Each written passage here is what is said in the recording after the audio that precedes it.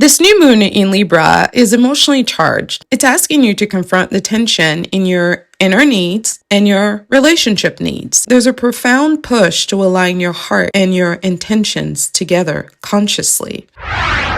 Welcome to the Aquarius Podcast. Welcome to the Aquarius Podcast. Thank you for joining me for another moon transit. If you have a Libra sun, moon, or rising, a lot of this is going to resonate with you. First, let's go over the transits for the day.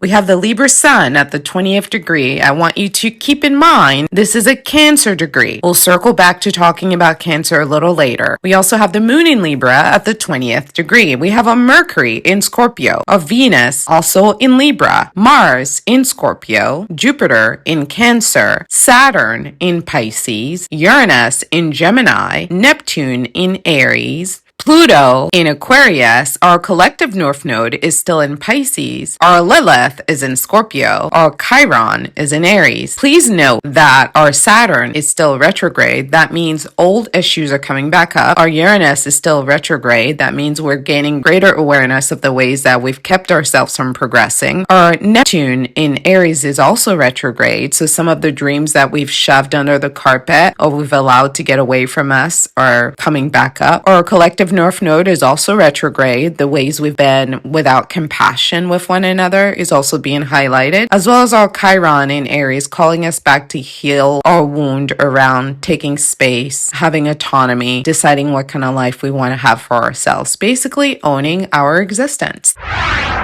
Now, I want to go back to talking about this Libra and Cancer energy. I want you to know that if you happen to be Libra sun, moon, or rising, or Cancer sun, moon, or rising, you will be feeling this energy very deeply. You're going to be feeling this transit very deeply because some of the themes that are coming up are themes around emotional security, around issues with our family, around nurturing, around harmony in our marriage, in our domestic partnership, in our romantic relationships, and also fairness and relational balance in those relationships, as well as our business relationships, okay? Because remember, Libra rules over romance and business. Now, with regards to the Cancer emphasis here with the sun and moon, I want you to know it's going to bring up issues around emotional neglect. Or if you grew up in a home where you were overly protected or you were given love under certain conditions, feelings that were generated from that kind of childhood are going to be around like feeling like you don't belong, being afraid of being abandoned, having issues trusting,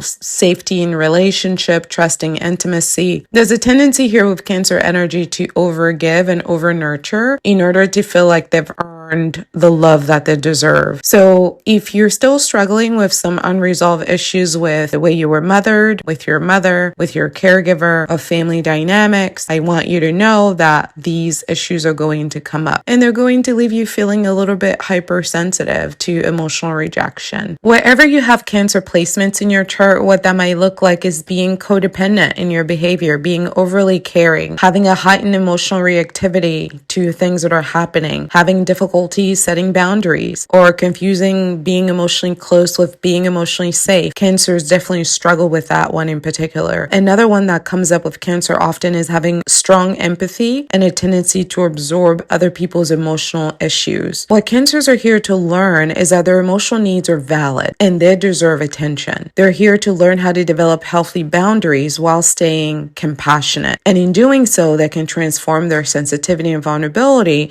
into authentic emotional connection. So here are some key reflections for you if you're Cancer dominant or wherever you have Cancer in your astrology natal chart. I want you to ask yourself, am I seeking security through others instead of giving it to myself? Meaning, am I looking for other people to make me feel safe, or am I doing things to make myself feel emotionally safe? Where do I overprotect, overgive, or overreact emotionally? What are my emotional triggers? Can I allow myself to be nurtured without feeling like I need to pay people back, feeling guilty or fearful that you took too much love from others when they give you love? Now, moving on to the second part of this conversation, which is dominant Libra energy. So look at your chart, look to see where you have Libra, and for the others, look to see where you have Cancer. I want you to understand that themes around relationships, meaning romantic relationships, and business relationships are going to come up. And the concern here is there harmony in those partnerships? Is there balance? Is there fairness? And what that means is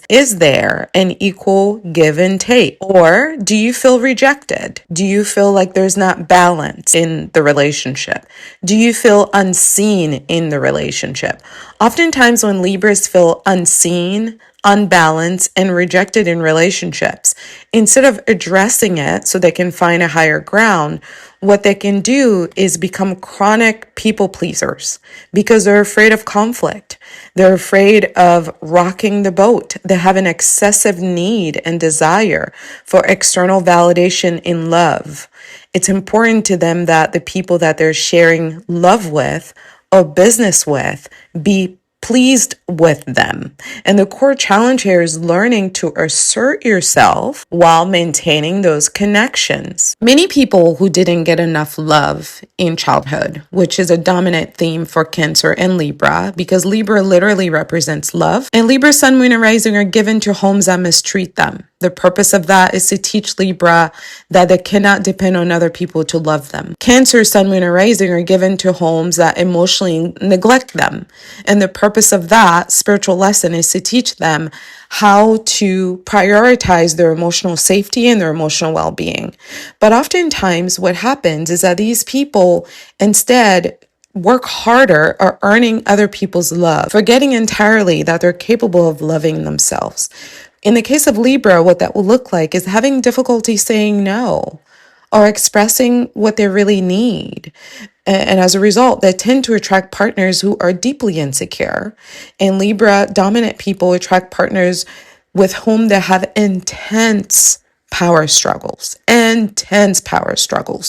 because there is a constant state of imbalance in that relationship, which requires a Libra be constantly asserting themselves in order for the relationship to function. A toxic way that an unhealed Libra will deal with this is chronic avoidance of issues in the relationship. So they pretend like everything is fine, even though everything is going to hell in the handbasket. And they do that by overcompensating to maintain harmony. So the more the partner pulls away from intimacy, the more Libra chase and the more Libra gives, and the more Libra overextends their love to create homeostasis. Because love is a balancing act. This is why Aries is the sister of Libra. Because when you're not getting the love that you deserve, you're not supposed to give more. You're supposed to go to war with that enemy. So the relational patterns that come up with Libra energy when they're in their shadow is that they have a deep sensitivity to lack of fairness, a deep sensitivity to rejection and to being criticized, but they're not willing to actually address it or do anything to change it. The healing path for a Libra is to develop self-worth independently of others. And that requires being willing to be hated. And many of them just can't take that heat because they're too attached to other people's opinions of them. The path towards finding authenticity in relationship requires practicing honest communication and integrating the wounds that they have around fairness in relationship, being seen, being acknowledged, into wisdom and empathy both for themselves and others. So if you're a Libra dominant or wherever you have Libra in your chart, I want you to ask yourself, am I staying in relationships out of fear, or am I staying in relationships out of choice? In other words, am I choosing to be in this romantic relationship or in this business partnership, or am I afraid to leave it? Where do I compromise my truth to avoid rejection or avoid conflict? How can I balance my needs with the needs of others without losing myself? So to summarize, some of the primary themes that are going to be showing up here are around emotional security, attachment in relationship, lack of nurturing in relationship, balance in relationships, fairness in relationships, and acceptance in relationships. And what that will trigger in us are fears around abandonment, emotional neglect, emotional rejection, conflict in relationship, lack of harmony in relationship, and feeling rejected in our intimate relationships. And for some of us, we try to overcompensate by being overly caring, being overly clingy, being emotionally reactive at the first whiff of rejection. And for some of us, that looks like people pleasing, avoiding conflict, and just being desperate for validation and approval. The healing path is establishing self-nurturing, establishing healthy emotional boundaries, asserting our needs without guilt, and embracing authentic partnership. And when we're willing to do that labor, what we gain is deep empathy, emotional intuition that is heightened, diplomacy skills, relational insights, the ability to see things from the other person's perspective, as well as fairness and greater social awareness in our relationships. Unfortunately, the square to Jupiter, Pluto, the rising, the descendant, and part of fortune is amplifying inner rest. There's turbulence happening here energetically. You may feel both hopeful and anxious. There's a desire for harmony that's colliding with inner fears of inadequacy, power struggles, or fears of imbalance in the relationship. Relational dynamics may even mirror our insecurities. And this often is what happens specifically in the case of Libra and Cancer, is that the universe tends to give them their level of functioning. Meaning, when a Libra doesn't love themselves enough to fight for themselves, they get invited constantly in environments where they get abused and disrespected. Same with Cancer. When they don't love themselves enough to set healthy emotional boundaries, people just keep pushing their limits emotionally with them. And then Cancer becomes smaller and smaller and smaller while desperately trying to cling on to that relationship that is emotionally unfulfilling and oftentimes abusive because it is neglectful, and emotional neglect is a form of abuse. Every interaction around this transit is going to feel heavy because our emotional truths are being tested. This transit is asking us to notice where we're clinging to approval and resisting intimacy, or where we have unrealistic expectations of our partners. It's an invitation for us to step into emotional maturity by recognizing our patterns, recognizing the knee-jerk emotional reactions that we have to our patterns, as opposed to consciously choosing how to break the pattern. So some of the questions that we can reflect on are, what am I resisting in my own heart right now? Where am I projecting fear or desire onto others instead of owning it? Which relationships are currently challenging me to be more honest with myself? All right, now let's get into the aspect analysis with this moon transit. So we have moon conjunct sun. This means our emotions and our conscious desires are aligning. So there's clarity here. There's exposure here. There's vulnerability here because the heart and the ego are in sync. We can see clearly what the problem is. In the unconscious needs that we were hiding, we can't resist them anymore. Everything is being exposed. The square to Jupiter is exaggerating our emotions, our desire for connection, our desire for approval. All of those things can feel heightened, which naturally means that there's a greater risk of being disappointed. And a square to Jupiter is going to bring that into focus, this pattern. The square to Pluto is going to bring up some deep-seated fears. This is particularly relevant because of the Mercury in Scorpio, Mars in Scorpio, as well as Lilith in Scorpio. This transit is extremely potent because it's exposing what we've been burying. Pluto is the planet of transformation, and it does that by exposing. So the deep fears that we have, the insecurities that we have, the competition, the jealousy, the fear about not being able to measure up, the insecurities about not being good enough, the control issues that we resort to mask our insecurities, the buried desires, the buried sexual needs, all of that, the power dynamics, all of that is unavoidable, okay?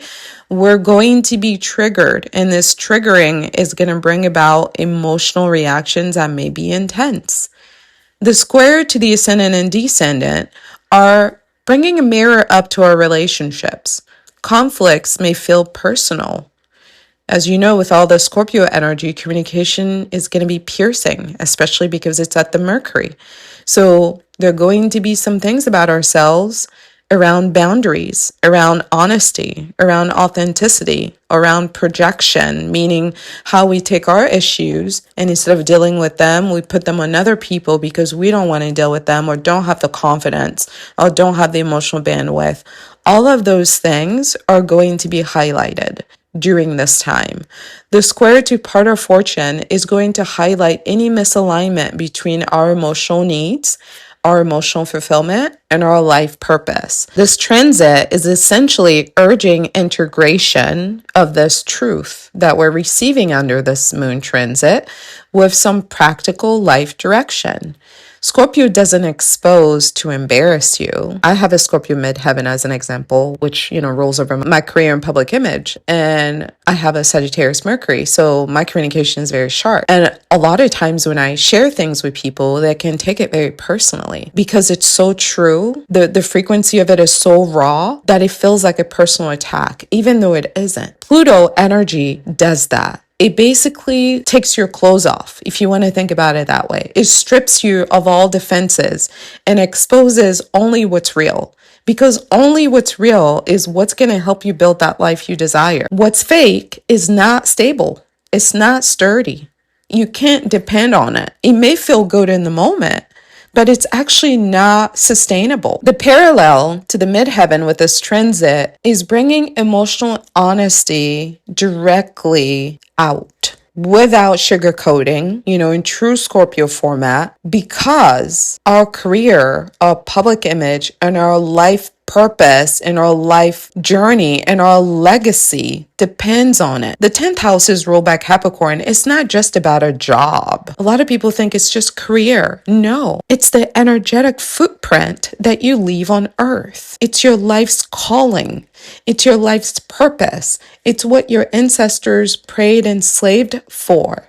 While your mother carried you for however many months, ideally 10 months, when she pushed you out and brought you in this world, they were on the other side cheering for your arrival. And they had an idea about what you were going to do. And that sense of purpose is in your DNA. So when you're experiencing emotions that don't align with your purpose, you have to express that. And that inner alignment is reflected by that honest expression. And that expression can feel poignant, but it's only designed to help you become more successful. This is why Scorpio rules over money in astrology, because you cannot have success without truth. This is why Sagittarius rules over lack and expansion and growth, because you cannot have success without truth. So here are some things for you to reflect on. How can I reframe the emotional tension that I feel inside as a gift? How can I see it as insight that can actually help me enjoy my life more and my relationships more? What does this emotional discomfort reveal about my unmet needs in relationship? Where can I consciously choose balance rather than reacting to those triggers? These are questions for all zodiac signs to reflect on. All right, now let's move on to some house-specific confessions and affirmations for all of the houses. If you're Libra Rising, this falls for you in the first house. The confession is, I want to appear composed, but I feel emotionally fragile. I fear being judged for my vulnerability.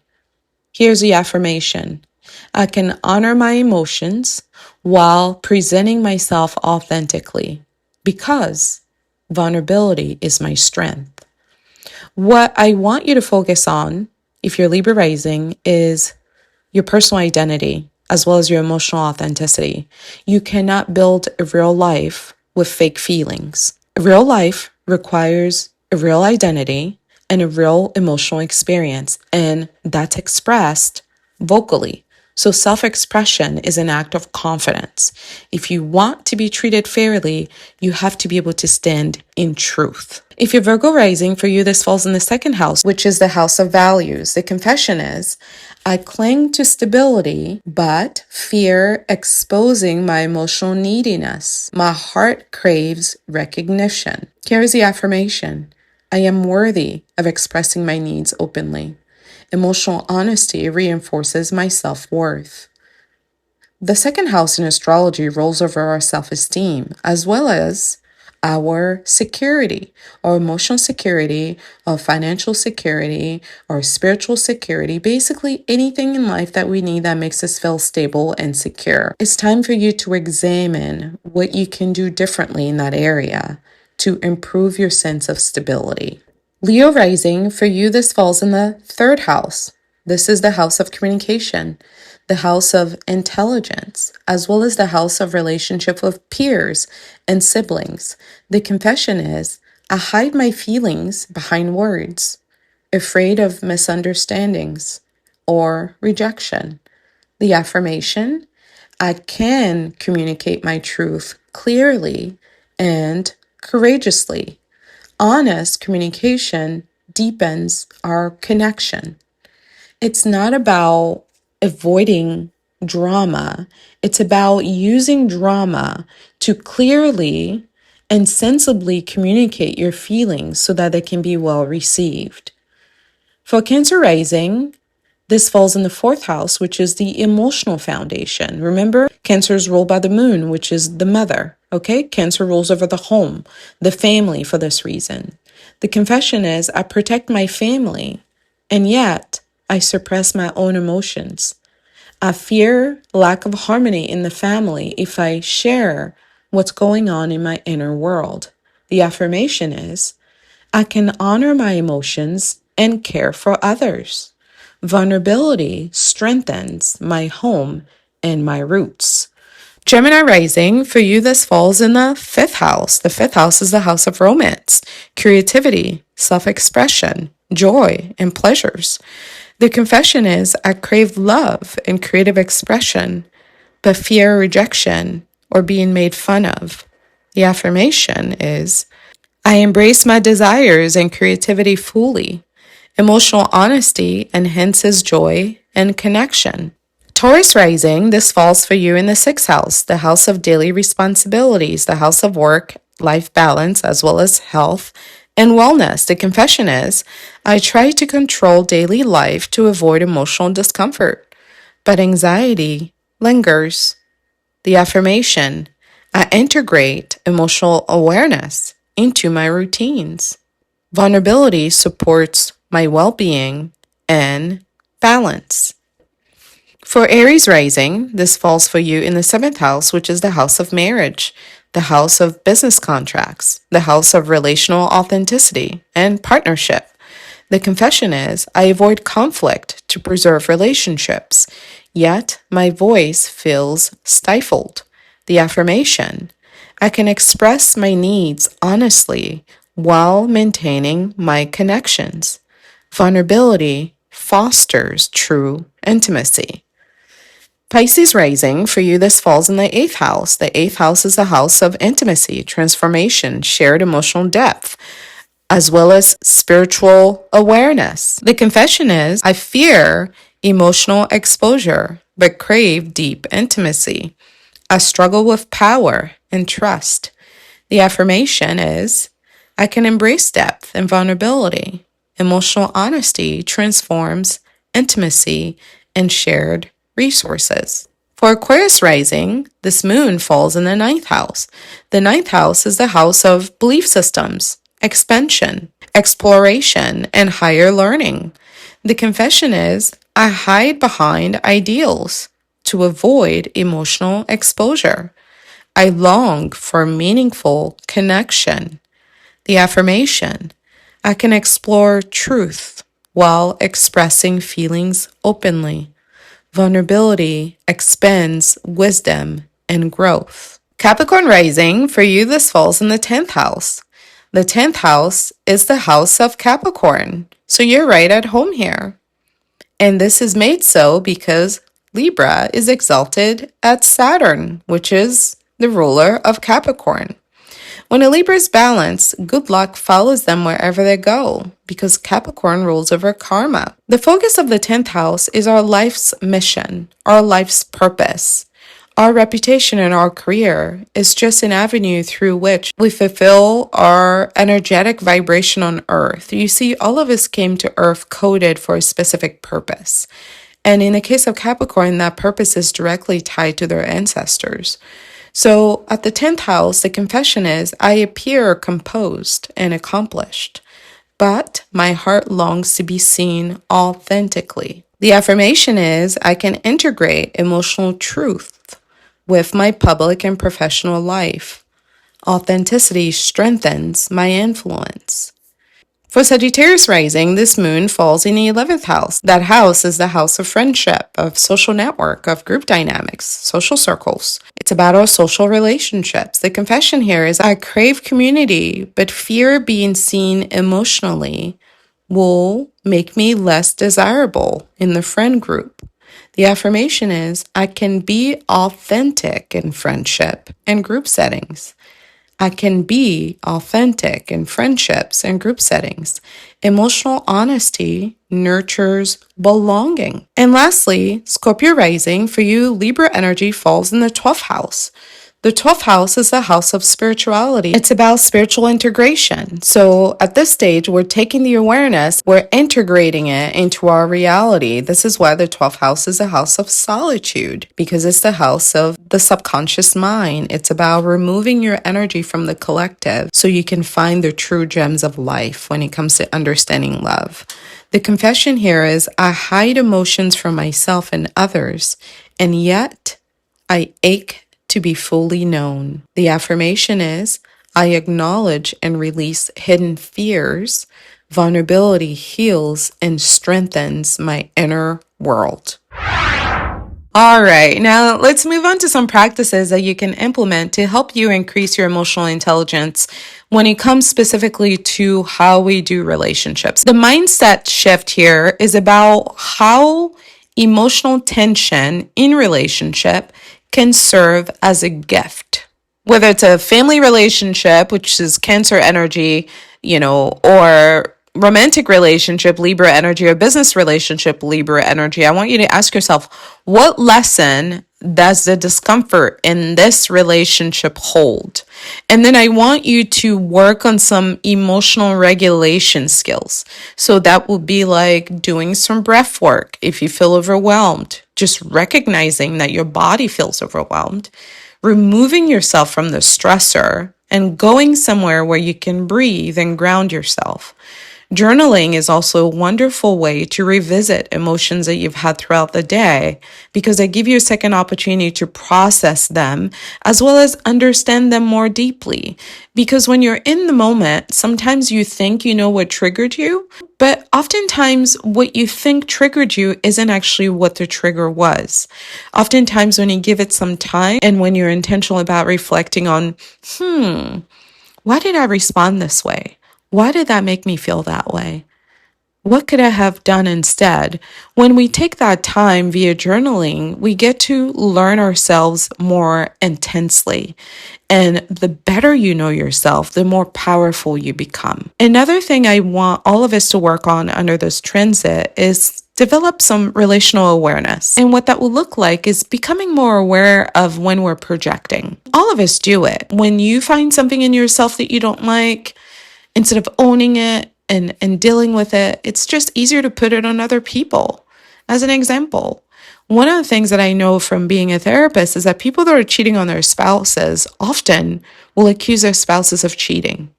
This is usually the first telltale sign that somebody is cheating. That's what projection looks like. It looks like I'm cheating.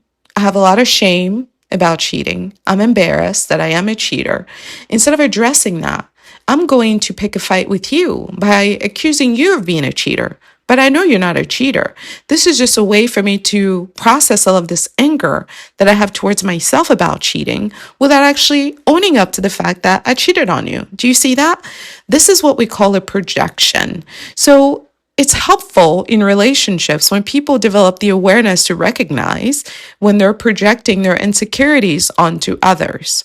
Another practice that I strongly recommend is practicing assertive communication.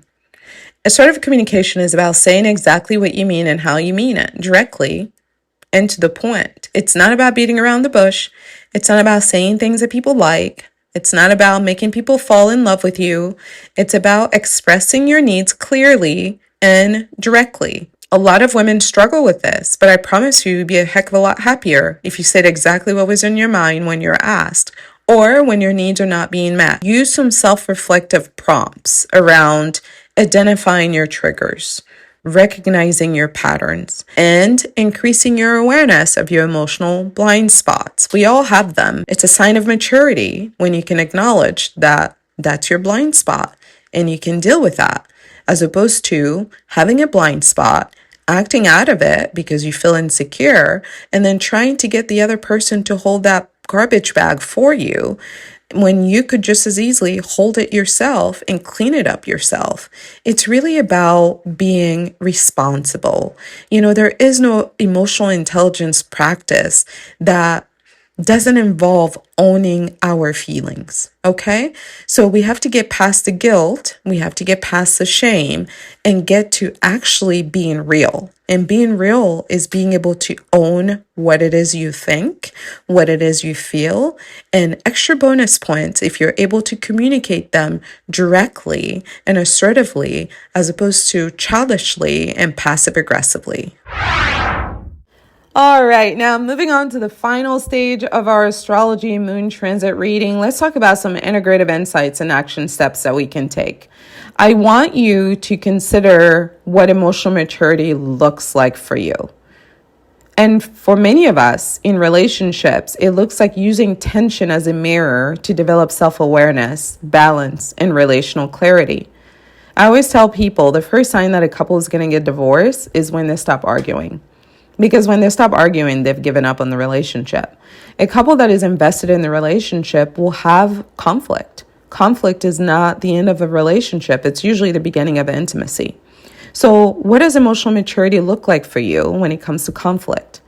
I also want all of us to develop some skills around shadow integration. What I mean by that is being able to recognize your fear, recognize your desires, recognize the emotions that you've shoved down, deep down inside, and bring them out into a smart, conscious dialogue designed specifically to help your partner understand where you're coming from so they become better at taking care of you. That is a very powerful tool to develop more intimacy in your relationship. Here are some actionable steps. Practice expressing one vulnerable truth every day.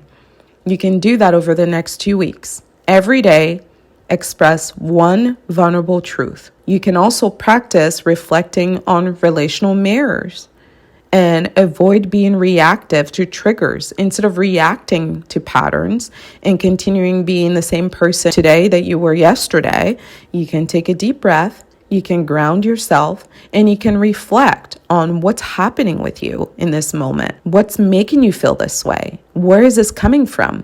And under this moon transit, for many of us, the answer is going to be from the home, from the family, from the mother. It's going to be from those early childhood experiences. The goal here is to align our emotional experience with our intentional choices. We don't want to do things out of habits, fear, or out of insecurities. We want to do things out of consciousness. And there is no consciousness without accountability, without ownership, without honesty. Emotional intelligence is lived. It's not just understood. It's embodying your authentic emotional expression and doing so without a desire to destroy your relationships. There are some bitter truths that we need to say to one another in relationships in order to improve the relationship, but there's always a way to do that so that it can encourage dialogue as opposed to start a war. In summary, this moon transit is asking you to allow your emotions, your feelings, especially those ones that you buried, to guide your actions and emotional growth so that your relationships can feel stronger, more powerful, more loving, more emotionally safe, and more nurturing. Okay? I hope this reading was helpful for you. Let me know what you think about what I shared with regards specifically to your rising sign. And new moon in astrology is a wonderful time to start on a new path. It's a wonderful time to manifest a new reality. And in the case of Libra Rising, you can manifest an entire new personality, and Aries Rising, an entire new relationship, if that is what you wish. I'm looking forward to connecting with you guys for our next moon transit, which is going to be the full moon in Taurus on November 6th. Take care of yourselves. I love you guys. Bye-bye. You can book your astrology reading at intuitivehealing.com. You can also watch videos at Intuitive Healing here on YouTube for Astrology 101 content. Listen to the Aquarius podcast on Spotify, as well as here on YouTube for your horoscope. If you're interested in astrology and love connections, you can visit at Styled Under Libra. And of course, for health and wellness and holistic healing, visit at Styled Under Virgo for all of your astrology content. Thanks so much for watching.